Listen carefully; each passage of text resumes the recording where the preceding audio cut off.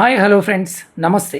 Welcome to first news. నేను మీ సంతీష్. మరి ఈ రోజు ఈ రాగాల 24 గంటల్లో ఏం జరిగింది చూద్దాం. ముందుగా నిర్మలా సీతారామన్తో బట్టి విక్రమార్క సమావేశం. ఢిల్లీ పర్యటనలో ఉన్న తెలంగాణ డిప్యూటీ సీఎం బట్టి విక్రమార్క కేంద్ర ఆర్థిక మంత్రి నిర్మలా సీతారామన్తో సమావేశమయ్యారు. విభజన చట్టంలో పేర్కొన్న విధంగా ఏపీ నుంచి తెలంగాణకి రావాల్సిన నిధులు విడుదల చేసేలా చూడాలని కోరారు. మొత్తం 8 అంశాలను ఆమె దృష్టికి తీసుకెళ్లగా సానుకూలంగా స్పందించారని బట్టి వివరించారు. త్వరలోనే కేంద్ర రాష్ట్ర అధికారులతో సమావేశం ఏర్పాటు చేసి పరిష్కార మార్గం చూపిస్తామని నిర్మలా సీతారామన్ తెలియజేసినట్లు పేర్కొన్నారు. ఇంకొక ప్రధాన వార్త చూసుకోవచ్చు. ఈ రోజు వారికి 10 లక్షల ఎక్స్గ్రేషియా ప్రకటించాలి. హరీష్ రావు. రాష్ట్రంలో వైద్య ఆరోగ్య శాఖ నిర్లక్ష్యం పేద ప్రజలకు ఒక శాపంగా మారిందని హరీష్ రావు విమర్శించారు. ముందస్తు చర్యలు తీసుకోకపోవడం వల్ల సీజన్లో రోగాలు విజృంభిస్తున్నాయి. వైరల్ ఫీవర్లతో ప్రతి ఇద్దరిలో ఒకరు బాధపడుతున్నారు. ఆసుపత్రుల్లో పడకలు దొరకని పరిస్థితి ఉంది. మొన్న ఒక్కరోజే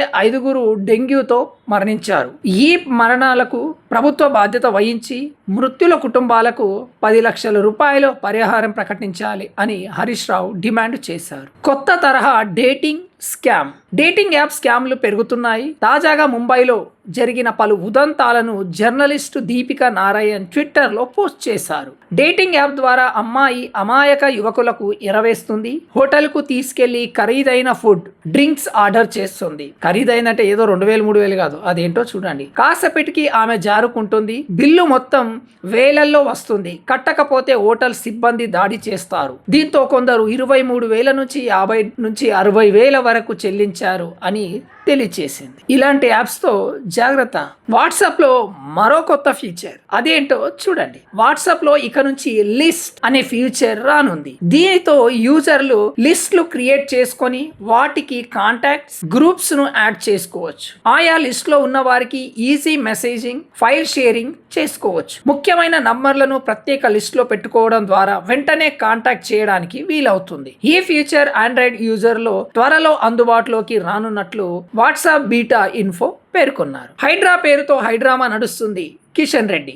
ఎన్ కన్వెన్షన్ కూల్చివేతపై కేంద్ర మంత్రి కిషన్ రెడ్డి స్పందించారు. హైడ్రా పేరుతో హైడ్రామా నడుస్తుంది. గతంలో అనుమతి ఇచ్చిన ప్రభుత్వమే ఇప్పుడు కూల్చివేతలు మొదలుపెట్టింది. ఇన్నాళ్ళు విద్యుత్, నీటి సదుపాయం ఎలా కల్పించారు? అక్రమ నిర్మాణాలకు రోడ్లు ఎందుకు వేశారు? ఏ చర్యలైనా చట్టమైనా అందరికీ సమానంగా వర్తింపచేయాలి. అనుమతులు ఇచ్చిన వారిపైనే చర్యలు తీసుకోవాలి అని కిషన్ రెడ్డి డిమాండ్ చేశారు. నిజంగానే మరి గవర్నమెంటే అలో చేసిండొచ్చు. గవర్నమెంటే మరి కరెంటు బిల్లు, నీళ్లు అందిస్తుంది. మరి ఎలా అందిస్తుంది? రోడ్లు ఎలా వేస్తుంది? మరి తప్పు లేకపోతే హీరో కబ్జా చేస్తాడా? రేవంత్ పాత వీడియో వైరల్. ఎన్ కన్వెన్షన్ కూల్చివేతపై నేపథ్యంలో 2016లో రేవంత్ రెడ్డి మాట్లాడిన మరో వీడియో వైరల్ అవుతుంది. చెరువులో నాగార్జున అడ్డంగా గోడ కట్టి ఎన్ కన్వెన్షన్ నిర్మిస్తే ప్రభుత్వానికి కనపడటం లేదా? హీరో అనేవాడు ప్రజలకు రోల్ మోడల్. వీరోచితంగా పోరాడితే చప్పట్లు కొడతారు. అలాంటి హీరోనే కబ్జా చేసి మెసేజ్ చేయడం మంచిది కాదు. ప్రభుత్వం పేదలు, పెద్దోళ్ల పట్ల ఎలా వ్యవహరిస్తుందో తెలుస్తుంది అని అప్పుడు ఫైర్ అయ్యారు. ఎన్ కన్వెన్షన్ కు నిర్మాణ అనుమతులు లేవు. హైడ్రా కమిషనర్. నాగార్జునకు చెందిన ఎన్ కన్వెన్షన్ కు జిహెచ్ఎంసి నుంచి నిర్మాణ అనుమతులు లేవని హైడ్రా కమిషనర్ రంగన తెలియజేశారు. బీఆర్ఎస్ ప్రభుత్వంలో అనుమతుల కోసం ప్రయత్నించారని, కానీ అధికారులు అనుమతి ఇవ్వలేదన్నారు. తుమ్మిడికుంట చెరువులోని FTLలో 1.12 ఎకరాల్లో, బఫర్ జోన్లో 2.18 ఎకరాల్లో కన్వెన్షన్ నిర్మించారు. ఎన్ కన్వెన్షన్తో సహా అక్రమ నిర్మాణాలు కూల్చివేశాం అని రంగన తెలియజేశారు. డెంగీ కేసులపై ఆందోళన వద్దు. Health director. వాతావరణంలో మార్పుల వల్ల సీజనల్ వ్యాధులు ప్రబలుతున్నాయని DH రవీందర్ తెలియజేశారు. డెంగ్యూ కేసులపై ప్రజలెవరూ ఆందోళనకు గురి కావద్దని సూచించారు.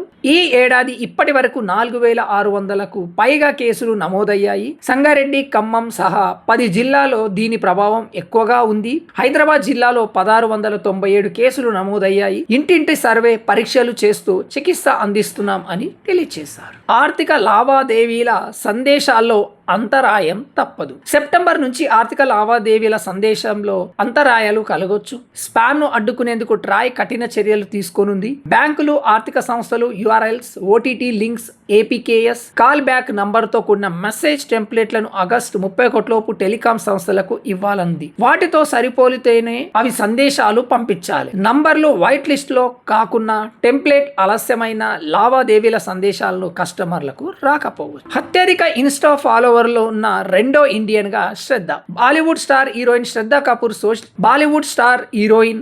కపూర్ సోషల్ మీడియాలో ఉన్న ఫాలోయింగ్ గురించి కొత్తగా చెప్పనక్కర్లేదు. తాజాగా ఆమె నటించిన స్త్రీకు మంచి రెస్పాన్స్ రావడంతో ఇన్స్టాగ్రామ్ లో భారీగా ఫాలోయింగ్ పెరిగిపోయింది. 91.9 మిలియన్ తో ఆమె అత్యధిక ఫాలోవర్లు కలిగిన రెండో ఇండియన్ గా నిలిచారు. ప్రథమ స్థానంలో కోహ్లీ 271 మిలియన్, మూడో స్థానంలో ప్రియాంక చోప్రా 91.8 మిలియన్స్, నాలుగో స్థానంలో ప్రధాని మోదీ 91.3 మిలియన్స్.